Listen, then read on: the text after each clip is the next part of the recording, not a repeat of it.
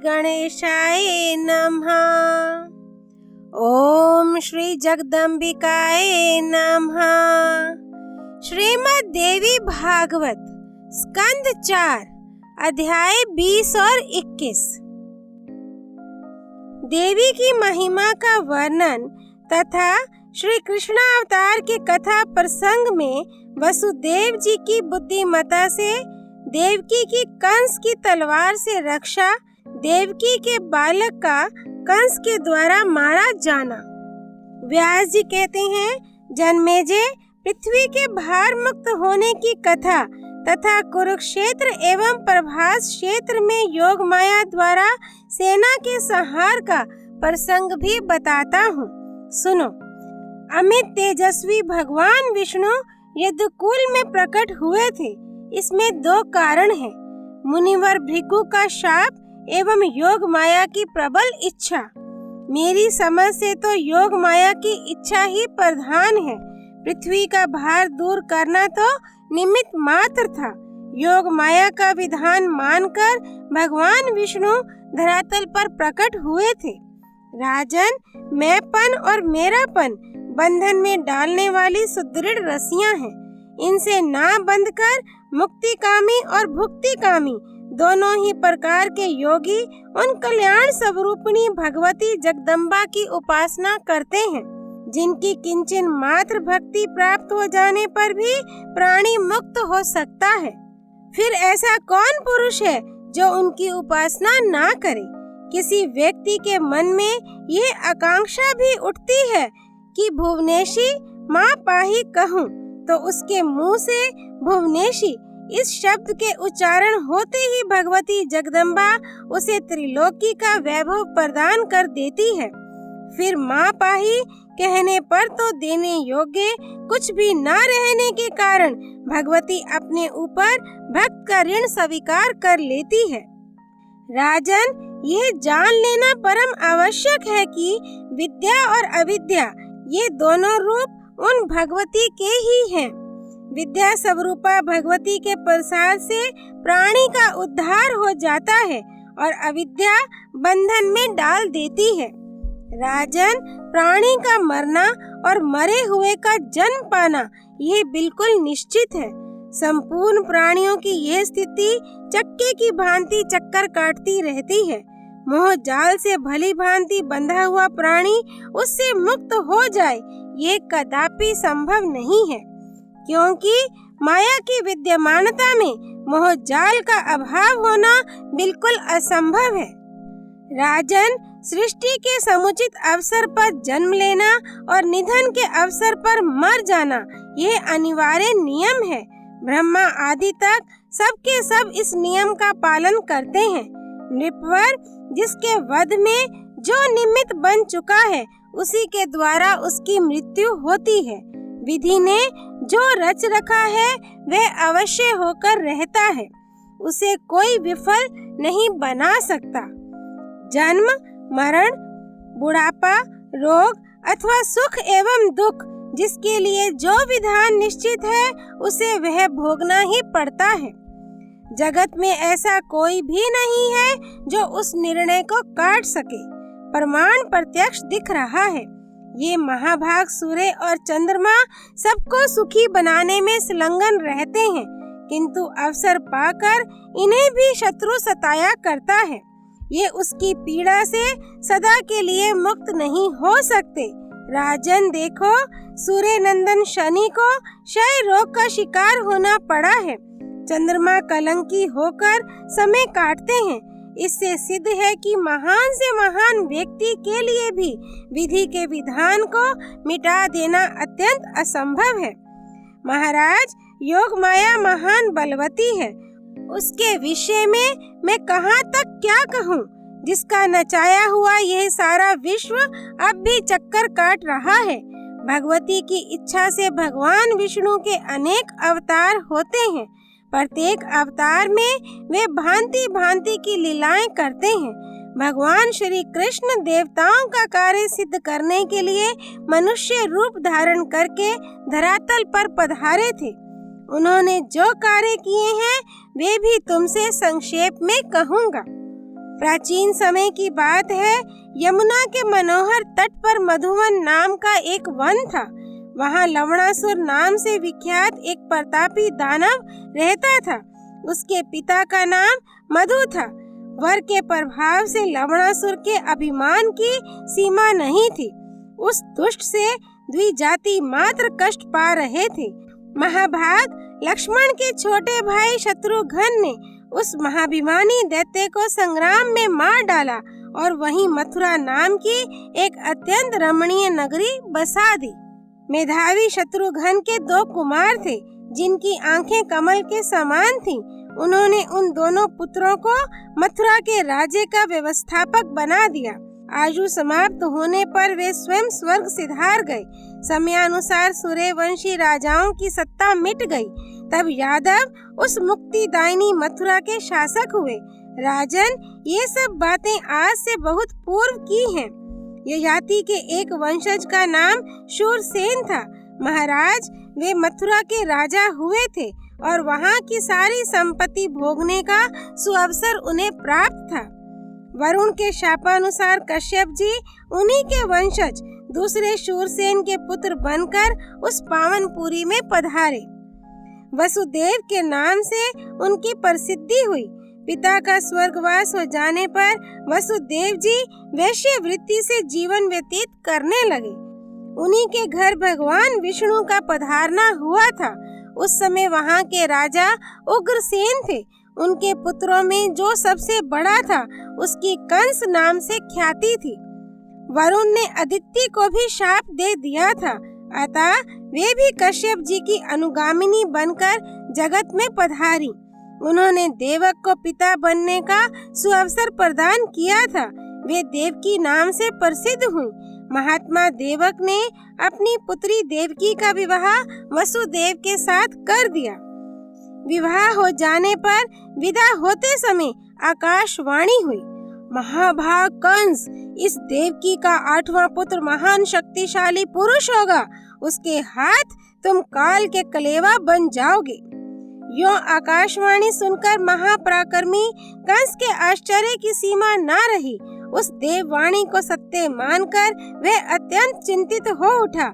कर्तव्य के विषय में विचार करने के पश्चात उसने यह निश्चय किया कि यदि मैं देवकी को अभी मार डालूं तो संभव है मृत्यु मेरे पास न आ सके।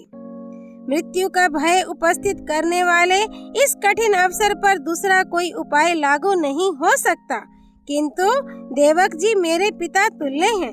यह देवकी उनकी पुत्री है, अतः इस पूज्य बहन को कैसे मारूं? यह विचार उसके मन में उत्पन्न हो गया। फिर सोचा, यही मेरी साक्षात मृत्यु है।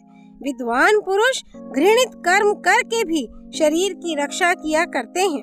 प्रायश्चित कर लेने पर पाप धुल जाता है। ज्ञानी जनों ने यह नियम बना दिया है कि नीच कर्म करके भी शरीर की रक्षा करनी चाहिए।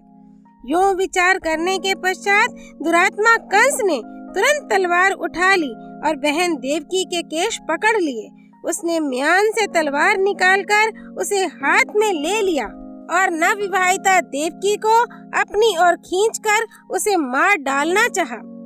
सारी जनता इस घृणित कार्य को देख रही थी। देवकी मारी जा रही है, यह देखकर बड़े जोर का हाहाकार मच गया। वसुदेव जी का साथ देने वाले बहुत से वीर युद्ध करने के लिए उद्यत हो गए। उन्होंने हाथ में धनुष उठा लिए। वसुदेव जी के वे सभी सहायक बड़े अद्भुत उत्साही थे। उनकी दृष्टि में देव माता देवकी कंस की कृपा पात्र थी, अतः उन्होंने कंस से कहा, इसे छोड़ दो, छोड़ दो। कंस को लाचार होकर उसे छोड़ देना पड़ा। कंस के साथ वे महान भयंकर युद्ध करने लगे। उन सब की बुद्धि बड़ी विलक्षण थी। कंस भी साधारण व्यक्ति नहीं था। उस महान भयंकर एवं रोमांचकारी युद्ध के आरंभ हो जाने पर यदुकुल के जो प्रसिद्ध वृद्ध पुरुष थे, उन्होंने कंस को युद्ध करने से रोकने की बहुत चेष्टा की और कहा, वीर, तुम में ऐसी मूर्खता कहाँ से आ गई? ये तुम्हारी आदरणीय बहन है, इसे मार देना सर्वथा अनुचित है, सो भी विवाह के इस उत्तम अवसर पर। वीर, स्त्री की हत्या अत्यंत दुस्सह कार्य है। इससे जगत में अपयश फैलता है और घोर पाप तो लगता ही है। केवल आकाशवाणी सुनकर बिना कुछ सोचे समझे ऐसा करना बिल्कुल अनुचित है। संभव है तुम्हारे अथवा इसके ही किसी शत्रु ने तुम लोगों की अपकीर्ति फैलाने के लिए आकाश में छिपकर ऐसी अनर्थकर बात सुना दी हो। राजन, तुम्हारे अथवा वसुदेव के सुयश को नष्ट करने के विचार से ही किसी माया के जानकार शत्रु ने यह बात घोषित की है। अरे, तुम वीर पुरुष होकर भी इस आकाशवाणी से भयभीत हो रहे हो। तुम्हारे यश को जड़ से उखाड़ फेंकने के लिए ही यह किसी शत्रु की करतूत है। जो कुछ भी हो, विवाह के इस उत्तम अवसर पर बहन को तो नहीं ही मारना चाहिए। महाराज, जो होने वाली बात है वह तो अवश्य होकर रहेगी, उसे कौन टाल सकता है। जब इस प्रकार वृद्ध यादवों के समझाने पर भी कंस उस पाप कर्म से विरत नहीं हुआ, तब नीति के पूर्ण जानकार वसुदेव जी भी चुप नहीं रह सके। उन्होंने उस दुष्ट से कहा, कंस, इस अवसर पर मैं तुमसे सच्ची बात कह रहा हूँ। सत्य पर ही तीनों लोक टिके हुए हैं। देखो, देवकी के बच्चे उत्पन्न होते ही मैं उन सबको लाकर तुम्हें सौंप दूंगा। राजन, यदि जन्म होते ही बच्चा आपको ना ला दूं, तो उस पाप के परिणाम स्वरूप मेरे पूर्वज भयंकर कुंभीपाक नरक में गिर जाएं। वसुदेव जी के इस अंतिम निर्णय को सुनकर नागरिक गण तुरंत कंस के प्रति बोल उठे, बहुत ठीक, बहुत ठीक। फिर कहा, वसुदेव जी बड़े महात्मा पुरुष हैं, ये कभी झूठ नहीं बोलते। महाभाग, तुम देवकी का जूड़ा छोड़ दो। ऐसा करने से तुम्हें स्त्री हत्या का पाप भी नहीं लगेगा। व्यास जी कहती हैं, वृद्ध यादव बड़े धर्मज्ञ पुरुष थे। उनके उपयुक्त ढंग से समझाने पर कंस ने क्रोध त्याग दिया। उस समय वसुदेव जी के सत्य वचन पर उसे पर्याप्त विश्वास हो गया था। फिर उच्च स्वर से दुंदुभियां बज उठी। उस सभा मंडप में जितने लोग थे सभी जय जयकार करने लगे। इस प्रकार यशस्वी वसुदेव जी कंस को प्रसन्न करके उससे देवकी को छुड़ाकर उस नवोढ़ा के साथ अपने इष्ट मित्रों सहित निर्भीकता पूर्वक शीघ्र घर चले गए। व्यास जी कहते हैं, देवी स्वरूपा देवकी वसुदेव जी के साथ मर्यादा के अनुसार रहने लगी। उपयुक्त समय आने पर उन्हें गर्भ रह गया। 10वें महीने के अंत में उन्होंने एक श्रेष्ठ पुत्र प्रसव किया। उस बालक के सभी अंग बड़े ही सुडौल थे। पुत्र के पैदा होते ही प्रसिद्ध सत्यवादी महाभाग वसुदेव जी ने भावी को प्रधान मानकर देव माता देवकी से कहा, वामोरु, मैं पुत्र समर्पण की प्रतिज्ञा कर चुका हूँ। यह बात तुमसे छिपी नहीं है। महाभागे, उस समय की कठिन परिस्थिति में प्रतिज्ञा करके ही मैंने तुम्हें बचाया था। अतः सुंदर चोटी से शोभा पाने वाली प्रिय तुम्हारे चचेरे भाई कंस को मैं ये पुत्र दे देने का विचार कर रहा हूँ। कंस महान नीच है अथवा दैव ही नाश करने पर आ तुला है। ऐसी स्थिति में तुम क्या कर सकोगी? विचित्र कर्मों के परिपाक को आत्मज्ञान शून्य प्राणी किसी प्रकार भी नहीं जान सकते। यह निश्चय है, संपूर्ण प्राणी काल के पाश में जकड़े हुए हैं। अपना किया हुआ कर्म फल उन्हें अवश्य भोगना पड़ता है, चाहे वह कर्म शुभ हो अथवा अशुभ। जीव के प्रारब्ध की रचना ब्रह्मा के द्वारा हुई है। वे भली भांति सोच समझकर ही सब कराते हैं। देवकी ने कहा, स्वामिन, पूर्व जन्म के पापों का परिमार्जन करने के लिए प्रायश्चित किया जा सकता है। महात्मा पुरुषों ने धर्म शास्त्रों में इसका स्पष्ट उल्लेख किया है। अतएव अनग, आप ही बतलाइए कि प्रायश्चित करने पर मनुष्य पापों से छूट सकता है या नहीं। यदि नहीं, तब तो धर्म शास्त्र के प्रणेता याज्ञवल्क्य आदि मुनियों के वचनों का कोई मूल्य ही नहीं रह जाता। यही नहीं, किंतु दैव के अमिट मान लेने पर तो आयुर्वेद, मंत्रवाद तथा अनेक प्रकार के उद्यम सभी व्यर्थ हो जाते हैं। फिर तो जितने आप्त वाक्य हैं सभी प्रमाण शून्य हो जाते हैं। उद्यम करने पर सफलता प्राप्त हो जाती है, इस विषय में प्रत्यक्ष प्रमाण मिल रहा है। अतएव इस अवसर पर सोच समझकर कोई ऐसा उपाय करना चाहिए जिसके परिणाम स्वरूप मेरे इस दया पात्र बच्चे की प्राण रक्षा हो जाए। वसुदेव जी बोले, महाभागे, मैं तुमसे यह सच्ची बात बता रहा हूँ। सुनो, उद्यम अवश्य करना चाहिए, परंतु फल देव की कृपा पर निर्भर है। इस जगत में जितने प्राणी हैं, उनका 3 प्रकार के कर्मों से संबंध है। प्राचीन रहस्य के वेता विद्वान वेदों और शास्त्रों में इस विषय का प्रतिपादन करते हैं। सुमध्य में उन 3 प्रकार के कर्मों के नाम हैं संचित, प्रारब्ध और वर्तमान। वामोरु, जितने प्राणी हैं उनके जन्म लेने में शुभाशुभ कर्म ही बीज हैं। अनेक जन्मों के उपार्जित कर्म समय पाकर फल देने के लिए सामने उपस्थित हो जाते हैं। प्राणी पूर्व शरीर का परित्याग करके कर्मानुसार स्वर्ग अथवा नरक भोगने में परतंत्र रहता है। उसे दिव्य देह की प्राप्ति हो अथवा यातना देह की, इसमें उसका अपना कर्म ही कारण है। स्वर्ग अथवा नरक में जाकर जीव विविध भोग भोगने में प्रवृत्त हो जाता है। भोग समाप्त होते ही उत्पन्न होने का समय सामने आ जाने के कारण उसे जन्म लेना पड़ता है। स्थूल देह के साथ संयोग होने पर उसकी जीव संज्ञा हो जाती है। उसी क्षण संचित कर्मों से उसका संबंध हो जाता है। अतएव शुभ एवं अशुभ सभी कर्म फल इस शरीर से भोगने ही पड़ते हैं। सुलोचने, प्राणी के लिए प्रारब्ध कर्मों का भोग अनिवार्य है। प्रिय, प्रायश्चित के द्वारा वर्तमान कर्म नष्ट हो सकते हैं। यदि यथार्थ रूप से प्रायश्चित किया जाए तो संचित कर्मों का नाश भी यथाशीघ्र हो सकता है, किंतु प्रारब्ध कर्मों का नाश तो भोग पर ही निर्भर है। अतएव सब प्रकार से विचार करने पर यही निष्कर्ष निकलता है कि तुम्हारा ये बालक कंस को सौंप ही दिया जाए। यूं करने पर मेरी बात भी मिथ्या नहीं होगी। झूठी बात जगत में निंदा कराने वाली होने से सर्वथा निषिद्ध है। इस अनित्य संसार में केवल धर्म ही सार है। प्रिय, जिसके मुख से सत्य वाणी नहीं निकलती, उसका जीवन धारण करना ही निष्फल समझा जाता है। जिस असत्य के प्रभाव से लोक में मानव की मान्यता घट जाती है, उसे परलोक में सुखदायी कैसे माना जाए। अतएव सुभ्रु, तुम पुत्र को दे दो ताकि मैं इसे कंस को सौंपूं। देवी, सत्य की रक्षा करने से भविष्य में कल्याण निश्चित है। प्रिय, सुख अथवा दुख किसी भी परिस्थिति में पुरुष को उत्तम कार्य ही करना चाहिए। सत्य पालन से मेरा अवश्य कल्याण होगा। व्यास जी कहते हैं, इस प्रकार अपने पति देव के कहने पर देवकी ने अत्यंत शोक के साथ नवजात पुत्र वसुदेव जी को दे दिया।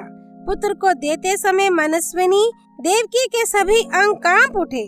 धर्मात्मा वसुदेव ने अपने उस बच्चे को ले लिया और वे कंस के महल की ओर चल पड़े। मार्ग में जाते समय जनता ने उनकी बड़ाई आरंभ कर दी।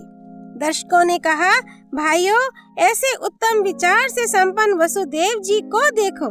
केवल सत्य वचन से बंध जाने के कारण ये इस बच्चे को मृत्यु के मुख में झोंकने के लिए लेकर जा रहे हैं। ये महान सत्यवादी हैं, कभी दूसरों की निंदा नहीं करते। इन्हीं का जीवन सफल है। अजी देखो, इनका ये कैसा अद्भुत कर्म है।